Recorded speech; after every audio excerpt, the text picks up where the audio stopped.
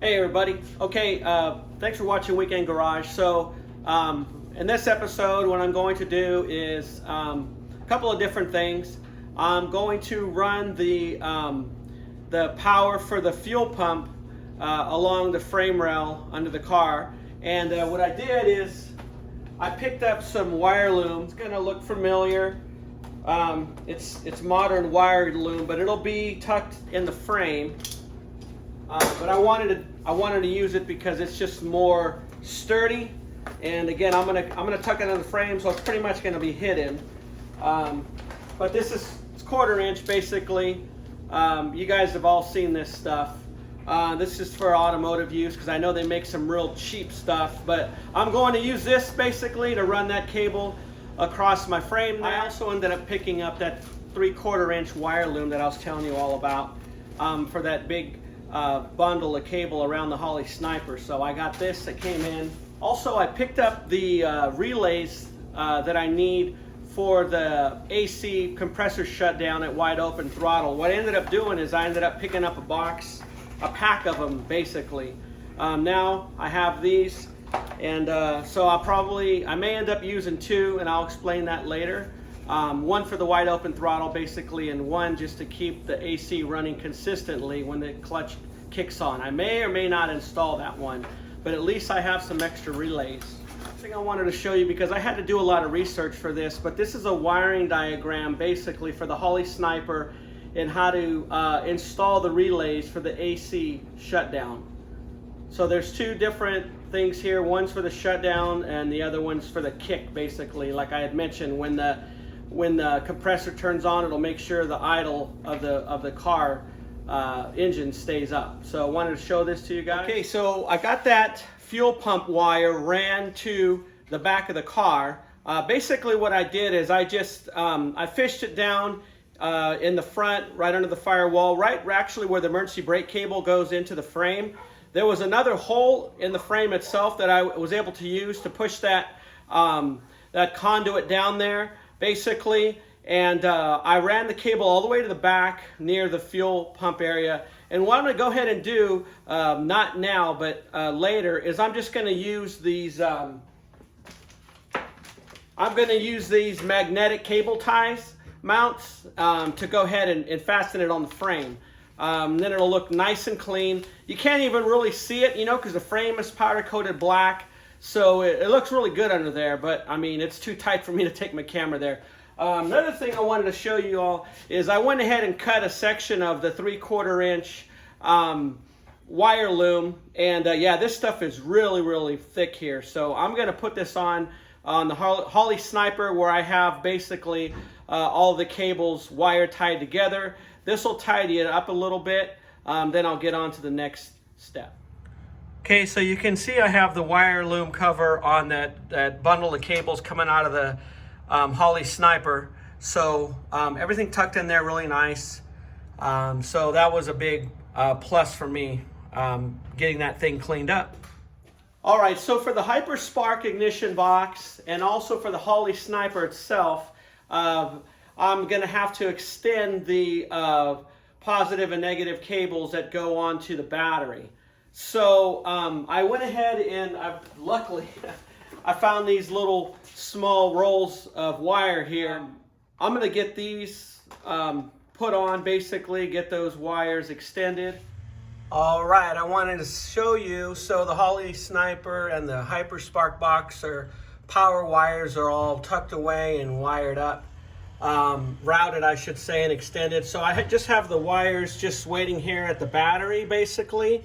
And so you can see it's pretty clean. What I'm going to do, actually, this one's laying down there. Let me show you guys. Let me grab it real quick. What I'm going to do is the one for the HyperSpark box, I'm just going to run it probably here with some hoses that are already going to be clamped here. Reason being is because it's just coming from the box, and it looks like it's going to just land right here where the battery is. So I think I'm going to be okay with that. I could always extend it if I need to, but it has the connectors on it already and it looks clean the way it is. So I'm going to try that.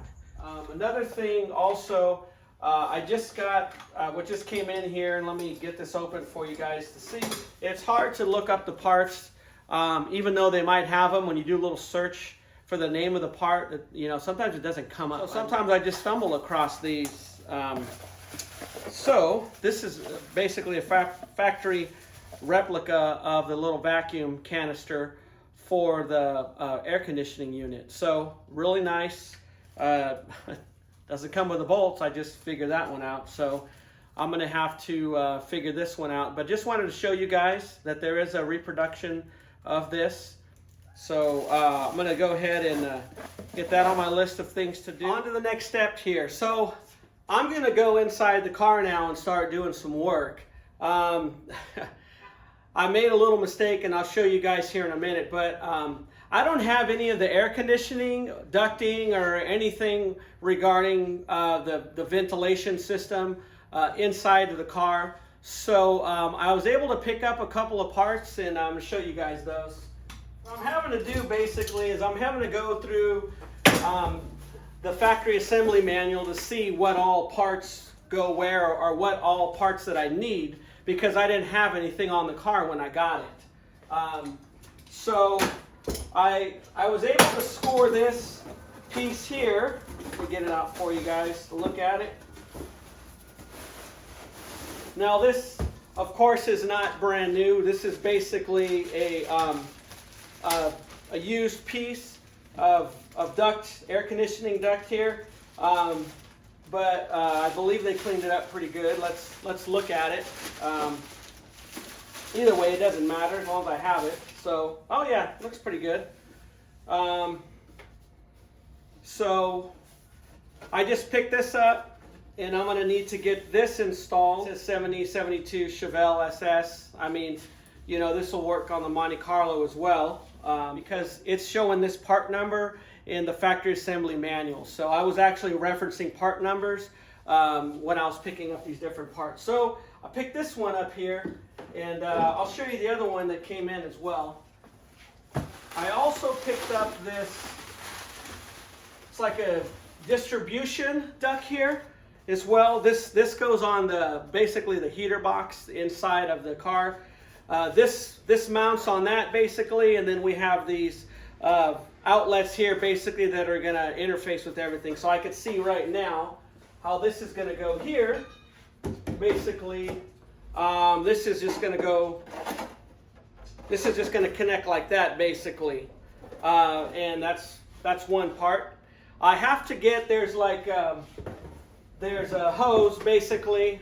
I don't know if you want to call it that, but basically flexible hose that I need to order as well. But I wanted to get these duct pieces right away because these are critical, and I was very thankful that I was able to find these, because these are really hard to come by. All right, so I picked up what I thought was pretty much going to be my last air conditioning vent. This goes basically for the defroster, and it comes up under the dash. I'm pretty upset actually, and I really want to tell you who did this, because it's a place on eBay basically that sends out parts. It's not, you know, they just send out old pick parts and stuff, and I paid a lot of money for this, so I'm actually pretty upset. If you could see here, basically this is broken on both ends here. You know what, hey, send me the broken piece and I can glue it or figure it out. But I basically, this is supposed to come up and go into the dash. I think the thing that really upsets me as well is, you know, the description did not say that it was broken. And they took a picture of it basically on a dark blanket, and me not really paying attention, you know, I guess it's my fault, right? Because I didn't see the broken ends. But, I mean, they could have at least said in the description that the ends are broken, and maybe showed a picture of this, because I have seen parts on eBay they'll say, hey, it's got a crack here or whatever, or a blemish. They didn't make any mention of that, so that's really what burns me up. Okay, and here's what the part's supposed to look like, just so you all can see I'm not just pitching a fit for nothing. So this is the part mocked up basically under the dash, and you can see that big gap right there. On this side, it's hanging down a little bit, it's not snug on there. And on the other side as well, you can see that there's a pretty big gap there. So that may not mean anything to most people, but the type of restoration that I'm doing on this car and dialing it in, this is completely unacceptable.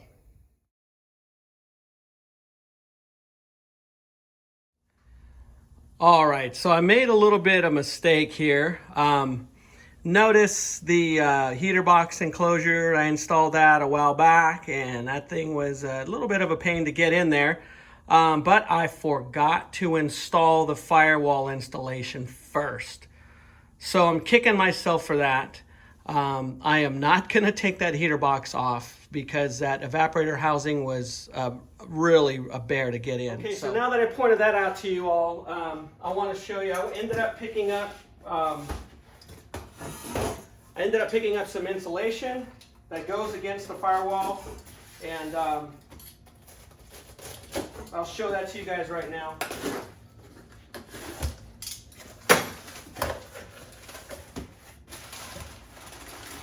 So I picked this up from OPG.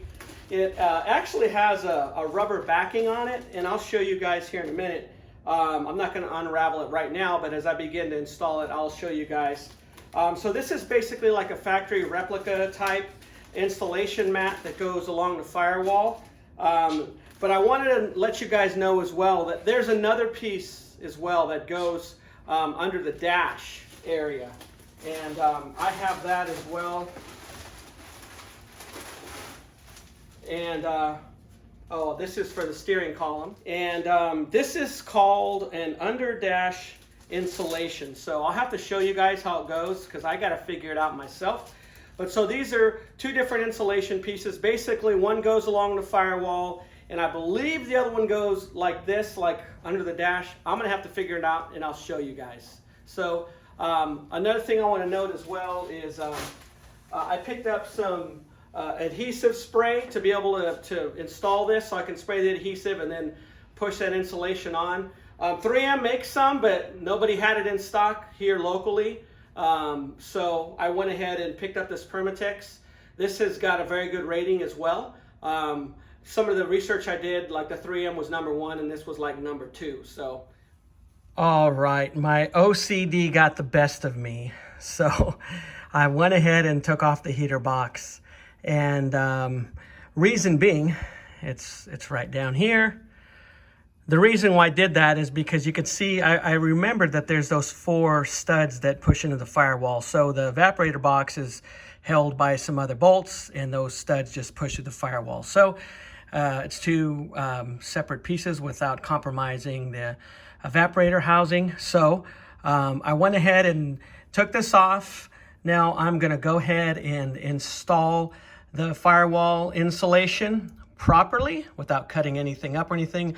I'm also going to have to pull that wire harness out back into the engine bay, and you can see I took the bulkhead off as well on the left there, the main fuse panel and everything. All right, I have the firewall installation pretty much mocked up and just about completely done. A few little touch-ups I have to do. The holes didn't line up necessarily correctly, so some of these things I should not have punched out. I should have just maybe started on one side and worked my way across. But I do have it pinned up there.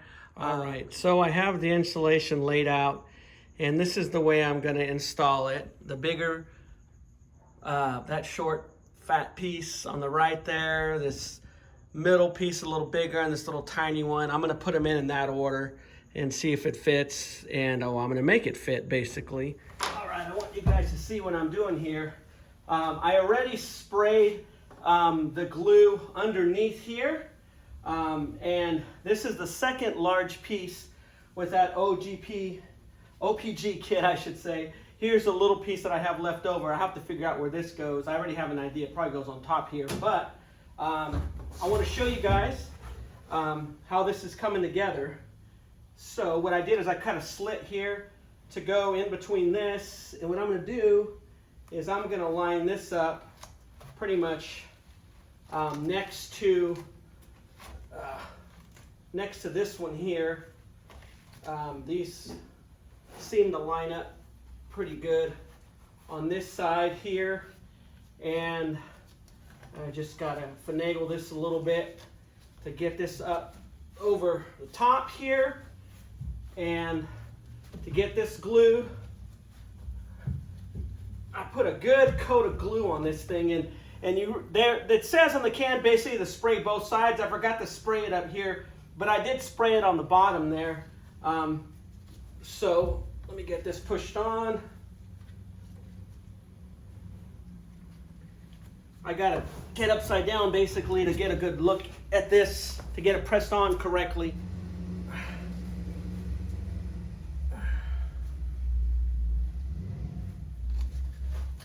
So this just kind of pushes up in the pocket in here under the steering column, and everything else just kind of comes together pretty much. Here, my neighbor's car. That's his Camaro. Sounds pretty awesome. Trying to put him on the channel, but he's too shy to be on camera. But I wanted you guys to see his Camaro. I think it's a 67 or 68, if I'm not mistaken. All right, so pretty much got this done here. All right, let me get this last piece on here, and we will be good to go. This stuff is real sticky. Let's see here.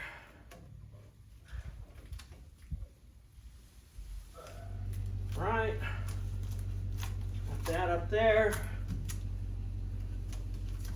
Looks good. All right, what we're gonna do is we're gonna start from underneath the steering column area, just so you guys can see how I did it. And there we go there.